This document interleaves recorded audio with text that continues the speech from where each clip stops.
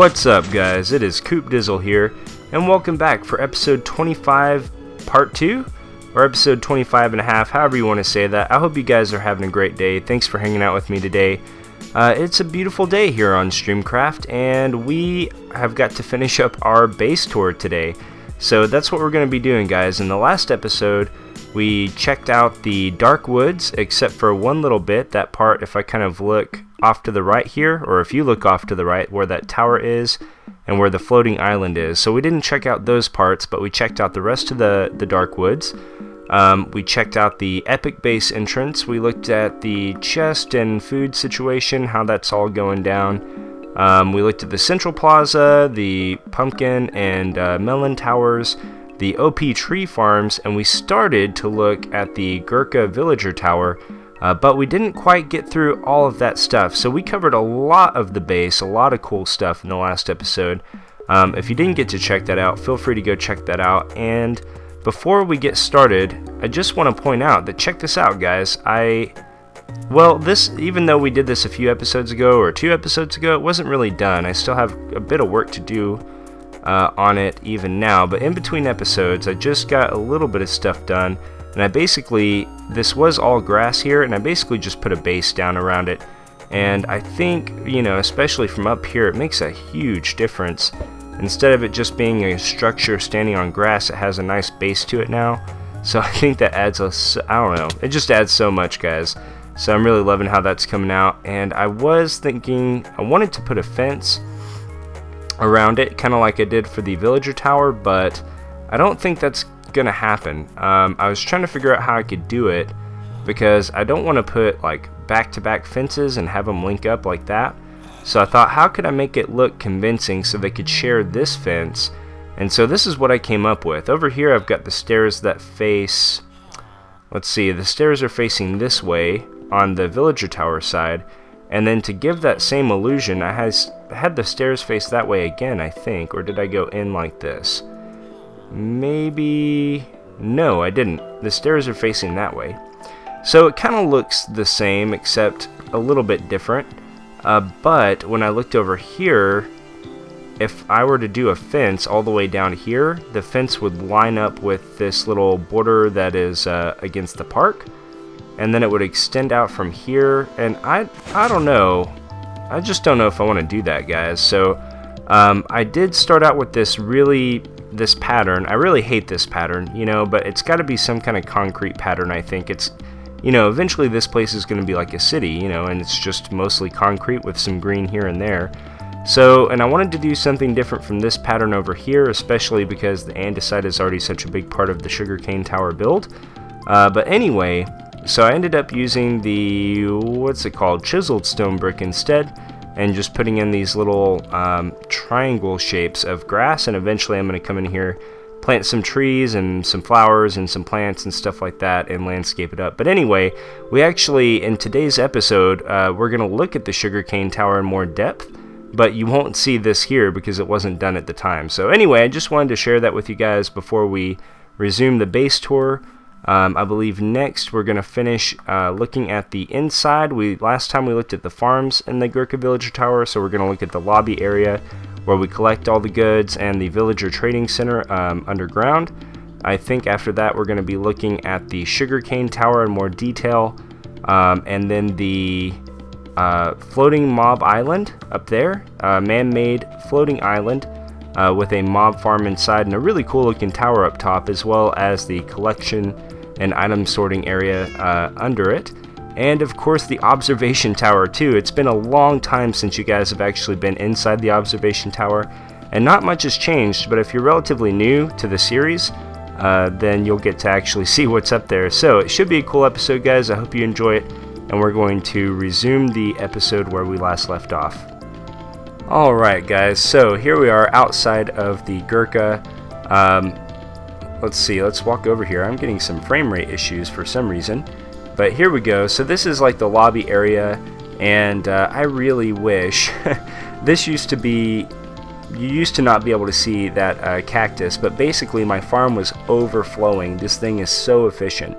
And so basically, let's see, you could probably see some of it through the glass here.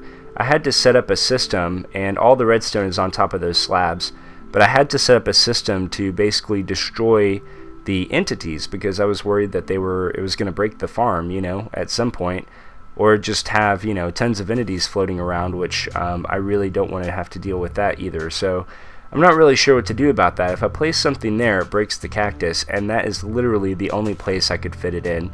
Nothing else would fit within the structure. But anyway, ignoring that one ugly aspect, this lobby area is really modern and nice looking. And here is our storage. Here's some zombies. They might start coming in trying to get the villagers, but they totally ignore me. They just kind of hang out in here and chill, so it's all good. But anyway, as you can see, we've got carrots for days, and this is with me trading. I trade on a very regular basis. See if you can hear that click. That's the dispenser destroying something or another. Not sure what. But anyway, so we got lots of carrots. It looks like, yeah, the potato situation is I'm halfway out of potatoes, but still have 2 double chests full, and that'll fill up relatively quickly. Whoops, over here we have lots of wheat. The wheat is substantially slower, so I haven't traded or done anything with that, but almost full double chests full of wheat. And then we have some seeds as well, and yeah, looks like we have about 3 double chests worth of seeds. So it's a very efficient farm. Definitely this is the biggest project I've ever taken on in Minecraft, is just this farm over here. So anyway, let's see. Let me move something over here. I know what I'm gonna do so that I don't have to have this little thing anymore. This little break in and out, but that's just to protect everyone from zombies in here. So we've got a couple things going on here. When the villager breeder is turned on, those guys will fall down a drop shaft and into this area right here. And then once I want to move them into one of these cells, I just flick this lever and put in some railing from here and going out to whichever one of these little areas, I guess, cells that I want them to be in. So but zombies, if you just leave it like this, a zombie could come in here and attack them through this little corner. So anyway, I just leave that closed, and that lets me pretty much take care of that. So let's see, what else? If I want to, gosh, I hear zombies. I hear them everywhere. Where are these guys? Let's see if we can find them real quick, because that is just a huge distraction. Don't hear them. Well, anyway, they're probably up top. So let me close this back up, and we will just try and ignore those guys and get back on track here. Now, how did I end up with these extra blocks? Anyway, so we've got our villagers that fall in there, and that's how I kind of got these guys. Not all of them have all their trades unlocked, but a lot of them do. So that's pretty cool. Like for the last project, I needed a bunch of glowstone, so I got a bunch of glowstone by doing these trades. The main money maker down here is the farmer villager. This guy is the new paper trade, especially if you have one of these farms. So as you can see, 16 carrots for an emerald. And I trade carrots for days. I just trade them out the wazoo, so that all works out pretty good. Let's see, what do we have in here? I sometimes store some extra stuff in here. I usually have like a couple extra carrots or something left over, and then these are some of the extra things I've traded for that I don't really use, but I can use these to repair my axe, and I can get diamond picks to repair my picks and stuff like that. So all that stuff's pretty cool. Also, this is a one-way portal. This was something I saw on Asumavoid's channel, and basically you hit the button and it activates for a short period of time. There is a flint and steel in here that lights the portal, and then a bucket of water in here that breaks the portal. So it's pretty cool, and if I were to go through here, I would come out, the other side of that is that portal I showed you earlier in the nether. There's like a villager hanging out there, and that's where it leads to. So the 16 villagers that are contained in that little cell, I put them all through this portal, and then basically that way, what I can do with that is I can make another portal like at ground level, for example, and send them in through here. This one would break, and then I could push them back through the same portal and they would come out higher up. So that was actually a big part of how we moved certain villagers into place and stuff like that for this farm. So anyway, it's just an easy way, the easiest way I've seen so far to actually transport villagers from one place to another place. Man, I really need to clean up my inventory here. Let's see if I can get through here. So anyway, that's the Gurkha. Oh no! Oh, just in time. Did you see that? Oh man. All right. Yeah. How many of them are hanging out? Just that guy? I mean, I hear him everywhere. What's up, dude? What's up? Come get some. All right. Yeah. Anyway. So that's the Gurkha Villager Tower. Let's move on and just go right next door here. Oh my gosh. I'll tell you what, I'm gonna... Oh, this rain's killing me. I'm gonna sleep real quick and then we'll check out the sugarcane tower. So the sugarcane tower is modeled after the final design for World Trade Center 2. Which is in New York City. They've started building that building, but then they halted construction, so it's not... they never really finished it, I guess you could say, but this is what it would look like, something like that, maybe a third or a fourth of the scale compared to that building. So it's a really, really neat looking building, really cool addition to our area. But let's go ahead and check out the inside of this thing. So here we are right in front of the tower, and I haven't finished this yet. Eventually this ground area is going to look probably something a little bit more like this, but maybe with a different design. And so it'll be fenced in, and it'll just be a little more like modern looking instead of just grass. And then this thing right here, this will be kind of like the pumpkin and melon farm over there. But anyway, so you'll walk down here, we'll have a much prettier looking collection area, and then we basically have sugarcane. And so far, even after having used like half a double chest of sugarcane for the fireworks show, I think that was 24 stacks. We still have 3 double chests and almost 4 double chests, and this is of course the most recent farm that I added, so it's a really I would say very efficient. It's by Mumbo Jumbo, and it's not lossless, but it's pretty good nonetheless. So let's just break in here real quick and you'll see the one I'm talking about. A lot of you have probably seen something like this before. I was just over at my chests. I really need to clear out my inventory. But anyway, this is the farm itself, and it's 6 layers tall. It's a little bit It's a little bit smaller than the one in the Mumbo Jumbo tutorial, and it's by about 4 pistons. It's got 4 less pistons per level, and that was just to make the entire structure a little bit thinner so I could fit it in a little bit better. But anyway, so what will happen is we might even catch it sometime soon. But these sugarcane just grow on their own, and every couple of minutes or so, all of these pistons will fire off and then knock whatever sugarcane is grown into this water stream. So this middle row of hoppers here is totally unnecessary. That's just to make the structure an odd number across. So, and then down here we have a hopper clock basically. If we take a look in here, yep, we can see this. It might fire off here in just a few seconds. Uh-oh, but I'm not going to make it in time, am I? I don't think I can get all the way around there. Oh, we missed it. Dang it. Well, I tried, guys. So anyway, that's the sugarcane tower, and it allowed us to do this giant fireworks show. Well, it should have been giant fireworks show, but it allowed us to make, 24 stacks of fireworks without breaking a sweat. So that was pretty cool, and I don't really need it for the paper trade so much because we have the crops that we can trade. But if ever I wanted to do that, we certainly would have plenty of paper. One of the big reasons I wanted to do it as well was for the also for the paper, so we could make books. And that's kind of one of the things I want to get into really soon too, to kind of up my game, is I want to be enchanting books instead of diamond gear or crap gear, so to speak. But anyway, so we'll be able to make absolutely tons of books. We just need a cow farm first. So anyway, guys, we just have a couple more things to check out. Let's head over. I want to save the observation tower for last. So let's head over to the floating mob farm island. So here we are checking out the mob farm island in all of its glory. So I think I mentioned this earlier in the video, but one of the things I want to be part of our custom biome is floating islands.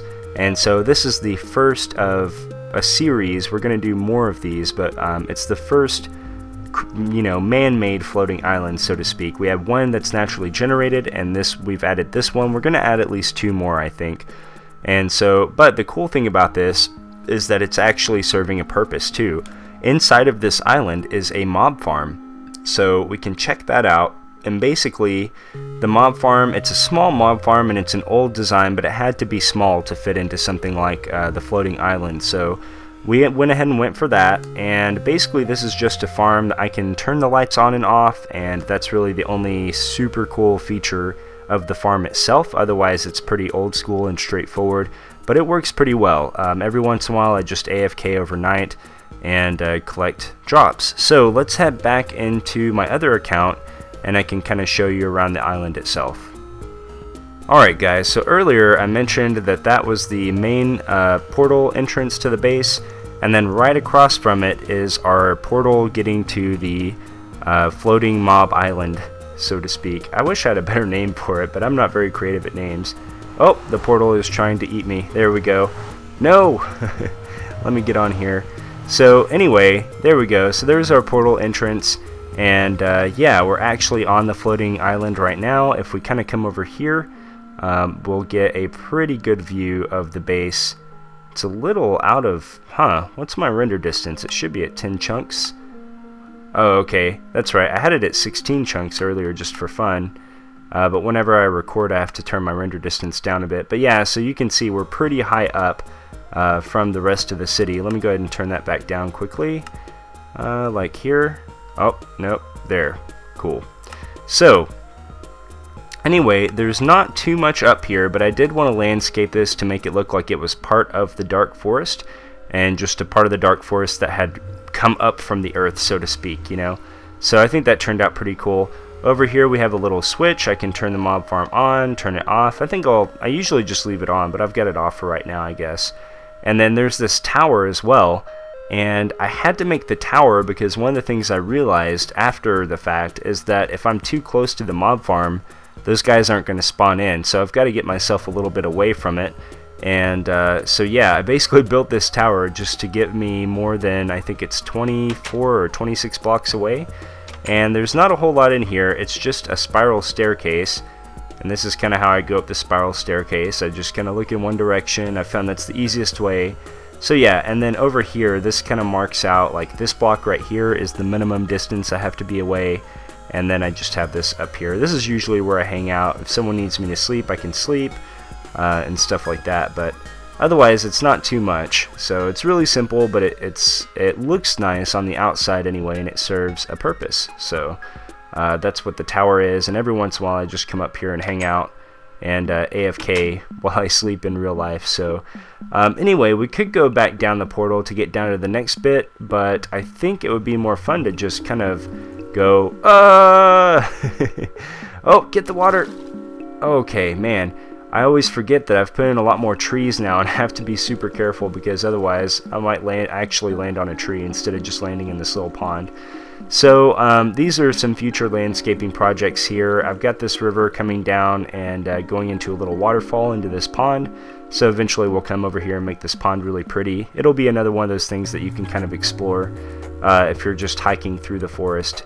And yeah, so earlier when we were going into the main gate of the base, I mentioned that, you know, hey, there's a little pathway now. I put this in between episodes, literally right before this episode, and just worked on this pathway, but this part has been here for quite a while. So first we'll hike up here and kind of check out this little pond area. I had to kind of build something going up. Man, I can't get a good view of this thing. Basically what was happening was the mob farm is so high up that the mobs were despawning. There we go, they were despawning before they fell down to here. Originally I just wanted to platform, you know, right about here or something, but they were despawning before they hit, so I had to build this thing up quite a bit. And you can see there's the hole where the mobs fall through, and then basically they just land on this platform now. And there's some hoppers that filter down through this thing, but I think that the sacrificial platform looks really cool. We might add a little logo or something like that, either like a notch symbol or a Microsoft symbol possibly, to make that like a sacrificial tribute to the gods of Minecraft. So this little shack right here looks really humble and simple from the outside, but when you walk in, man, it looks really cool. I'm really really love the interior on this room right here. I've never done any designs like this before for walls where they're like 3 deep or whatever, but I think that's going to be a style I get into a lot more starting in a couple episodes when we get to the underground part of our base. So this is the chamber where you come to collect all the mob drops, and yeah, that's pretty much it. You can see all the chests are labeled for bones and arrows and string and all that stuff. We used to have tons of stuff. I used to have almost 3 double chests of everything, like bones. You can see here we've got over 2 double chests full. Arrows, I think it should be about the same. Almost 3 double chests of that. That's pretty good. Not a whole lot of string, I don't think. Yeah, double chest and a half. Hardly any spider eyes. That seems to be like a rare drop. And rotten flesh. What have we got? 2 double chests, over 2. Gunpowder, oh my gosh, I used to have 2 double chests full. Now I've just got this much. This is after some more AFK, but I used up like a double chest and a half of gunpowder on that fireworks show. And then witch drops, of course, you don't get a whole lot of those, so that's kind of what we're looking at right there. But yeah, so that's but it's a good resource, you know, and it's doesn't have to be massive. It serves my purposes. So alright guys, so there's the floating mob island and collection system. That was a pretty big project, and it's become a very useful resource in the base. So let's finally head off and take a look at the last, I believe, the last component of the base, which is going to be the observation tower.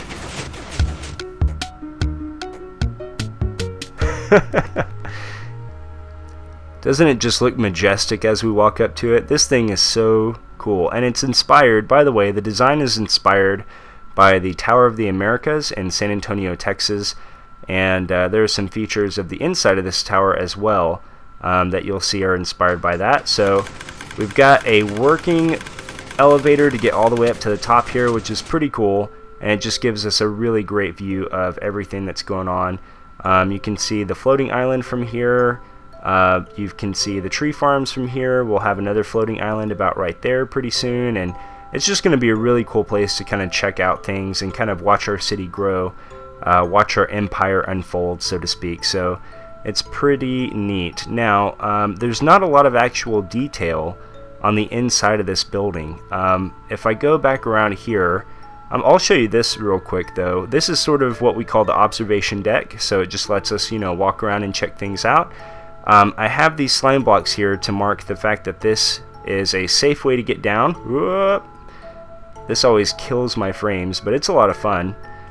So that's just a slime block drop. It's like the new water drop, you know. I really love slime blocks for that reason. It's like a water drop but with a trampoline added. So yeah, it's a lot of fun. But anyway, let's go back up the elevator here. And as long as we've got a full connection, this thing usually works pretty good. It's pretty solid. Uh-oh. Almost didn't make it that time. But anyway, so we've got that. Now, the second... There are 3 floors to this. The first one's the observation deck. And the second one, we have to walk up this little hallway here. And then from here, this hallway is the same down here. And we can either turn left or we can turn right. And this takes us out into the future restaurant area. So I literally have done hardly anything to the interior of this place since the episode where we built the observation tower. Excuse me. So I was saying that I haven't really done anything to this place since the episode where we built it, but eventually this is going to be a restaurant that's also modeled after the Tower of the Americas. So you're going to walk in, on your right is going to be a little reception desk. We might even drop a villager in there, and over here is going to be like a small bar area, and then you come down the steps into this kind of 2-tiered seating area. It's so dark in here right now, but eventually we'll get this place designed and lit up and looking really good. So basically there are going to be some smaller tables here, like good for, you know, 2 people at a time. And then down here we'll have maybe some booths and things like that. The restaurant in the Tower of the Americas is really cool because it rotates, and so you'll be sitting and these floors basically very slowly rotate, and so your view of the city changes every once in a while, which is pretty cool. So let's go ahead and head back up to the next part of our base. Sometimes I get some frame rate issues when I'm in here as well, which I don't understand because there's hardly anything going on in here. But this is the penthouse area. So I actually do have a house. Like, you guys hardly ever see this place, but I actually do have a house inside the city, and it's this penthouse area. I just don't come up here that often because I have beds everywhere. I pretty much just live on location. Wherever the job is, that's kind of where I live. So, but anyway, you have a really awesome view of everything that we've been building. And one of these days, guys, I think sooner rather than later, maybe in the next like 4 or 5 episodes, I've finally been getting some inspiration on how we can design this place and make it like a house, you know? So I think somewhere in the next 4 or 5 episodes, we're going to come into the observation tower and we're going to finish it, you know, do all the interior work on it. I think that'll be a fun thing to do. Yeah, some people love interior, some people just love building exterior things and stuff like that, and I like to do a little bit of everything, but I haven't done interior since the hacienda, so that'll be a challenge for sure. But anyway, so here we are, we're on the roof level and there's nothing here yet, but one of these days we're going to put a helipad here, and I'm going to put, the plan is to use like slime blocks and then put like an H design in it so it looks like a helipad, and then put a portal all the way up at build limit, somewhere out of render distance. Hopefully you wouldn't be able to see it if you looked up.